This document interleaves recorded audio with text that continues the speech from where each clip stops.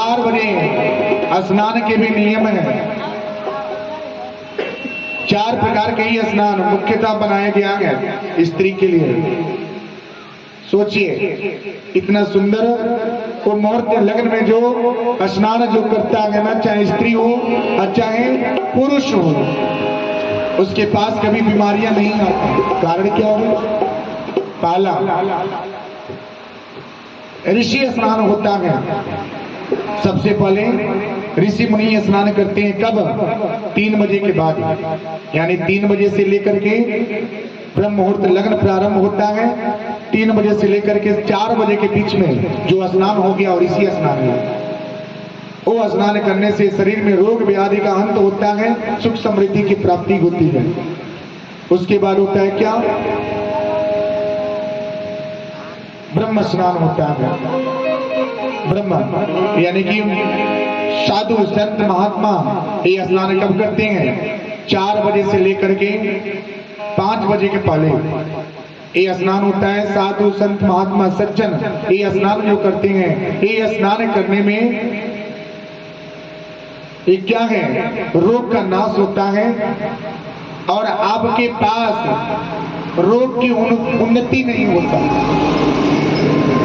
मस्तिष्क केंद्र बिंदु ये आपका मस्तिष्क है ना, आप एकदम प्रातः काल के बेला में जो स्नान करते हैं, आपका मस्तिष्क बिल्कुल शांत होता है। अगर बालक हो, अगर अच्छा अंक लाना है, अच्छा योग्यता अगर आपको चाहिए, तो ये मुहूर्त को अपना लीजिए। ये मुहूर्त में स्नान करके जो विद्यार्थी जीवन जीते हैं, उनके लिए तो ये रामबाण है। स्नान करके अगर जो ज्ञान जो विद्या ग्रहण करेंगे, वो सीधा आपके मस्तिष्क में कैच होगा और आप अपने गांव, अपने नगर, अपने जिला का नाम रोशन करेंगे। उसके बाद होता है क्या? देव स्नान।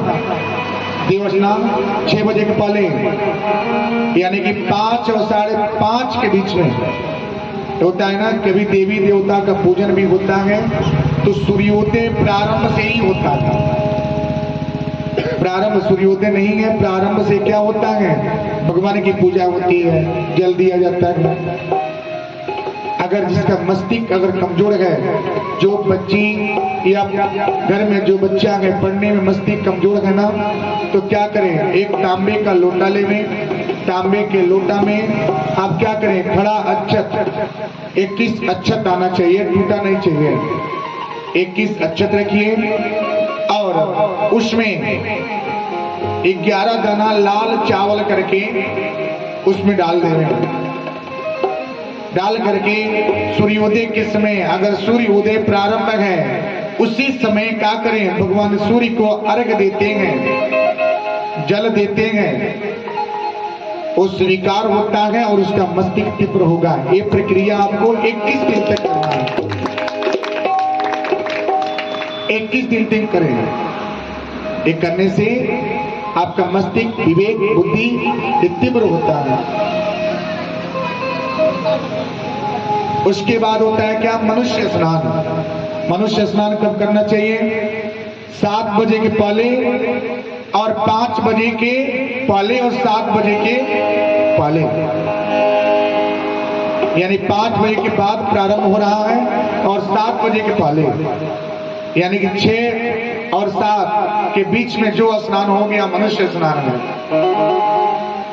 तो मनुष्य स्नान यानी कि जो गृहस्थी जीवन जीते हैं उनके लिए यह स्नान है। ये स्नान करने से अन्न की सुख समृद्धि, घर की अन्न की बरकत, सुख समृद्धि की बरकत, रोग व्याधि के नष्ट होना, मस्तिष्क शांत होना, परिवार में स्नेह बना रहना, ये स्नान करने से प्राप्त होता है।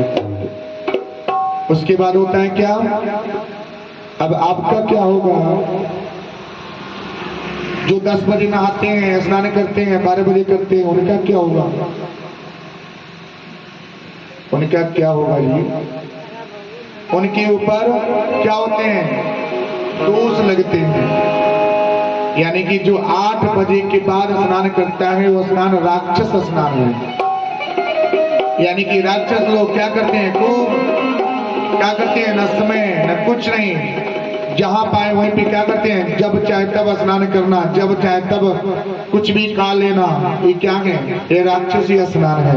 ये स्नान को त्याग देना चाहिए। जिस घर में 8 बजे के बाद स्त्रियां अगर बिस्तर छोड़े, जिस घर में सूर्योदय के बाद स्त्री अगर बिस्तर छोड़े, जिस घर में स्त्री सूर्योदय के बाद स्नान करें, उस घर में धन की बरकत नहीं होता,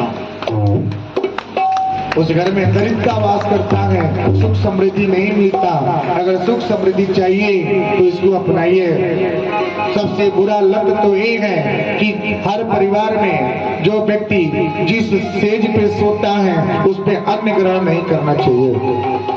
क्यों? जिस पे सोते हैं उस पे बैठ करके भोजन करने से उन पे शनि राहु केतु ग्रह दशा जो है खराब होता है और उनको क्या है, अकाल मृत्यु की भय लगता है।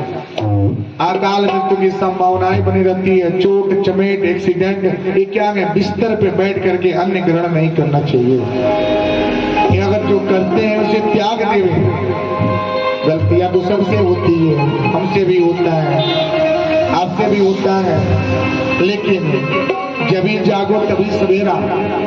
आज आपके पास भगवत ज्ञान हो रहा है तो कुछ इसमें ले लेना चाहिए। जो अच्छाइयां हैं उसे ग्रहण कर लीजिए। जो बिस्तर पे बैठ करके भोजन करता है ना, उस समझ जाइए बुद्धि से तीव्र नहीं, मस्तिष्क से तीव्र नहीं, शैतानी हरकत ज्यादा होता है, ज्यादा घर में विवाद पैदा होगा और किसी से जमेगा नहीं। उस पे से क्या होगा, अकाल भय लगेगा, अकाल मृत्यु होता है, दोष लगता है, विद्या ग्रहण नहीं होता, बात विचार बनेगा नहीं। इसलिए कभी भी अपने सेज पर बैठ करके अन्न ग्रहण नहीं करना चाहिए।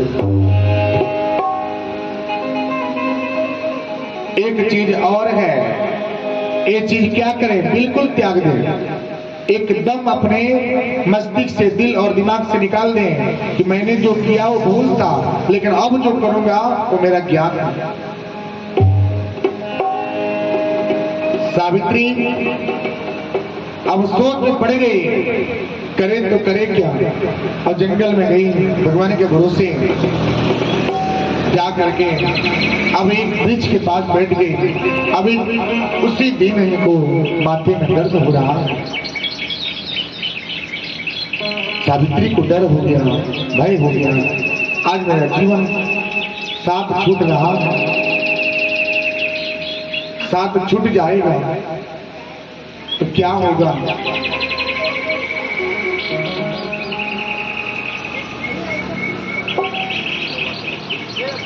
आज जना